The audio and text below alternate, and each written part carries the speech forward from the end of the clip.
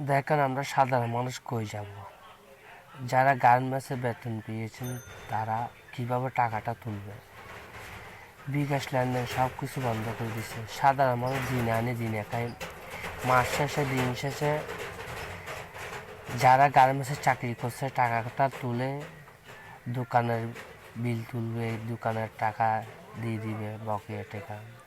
তারপর নিজের কেনাকাটা করবে, বাড়ি ঘরে যাবে। বাড়ি ঘরে যদি না যায় কীভাবে ভোট দিবে? এখন টাকাই তো লেনদেন বন্ধ করে দিয়েছে আজকে 9 তারিখ থেকে।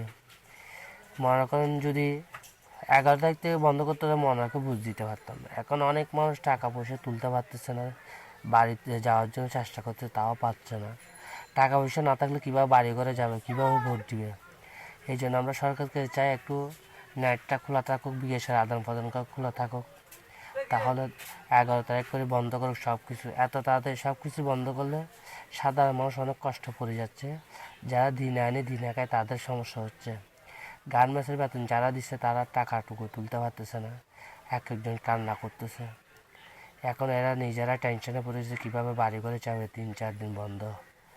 এই জন্য আমরা চাইছি আর 2 দিন পরে জিনিসগুলো সব কিছু বন্ধ করে দেয়, তাহলে আমাদের খুশি, তাহলে আমরা ভালো থাকি। আমাদের আদান প্রদান কোনো কিছু হচ্ছে না, এই জন্য আমাদের সমস্যা হয়ে যাচ্ছে। সরকারের চেয়ে আমরা আবেদন করতেছি আমাদের নেটগুলো তাড়াতাড়ি খুলে দেওয়া হোক। প্রয়োজন হলে 11 তারিখ থেকে সব কিছু বন্ধ করে দেখ, সমস্যা নেই। এখন সাধারণ কর্মকর্তা যারা গার্মেন্টস বেতন চাকরিজীবী আছে তারা টাকা পয়সা তুলতে পারতেছে না, এদের দিকে আমরা দেখি।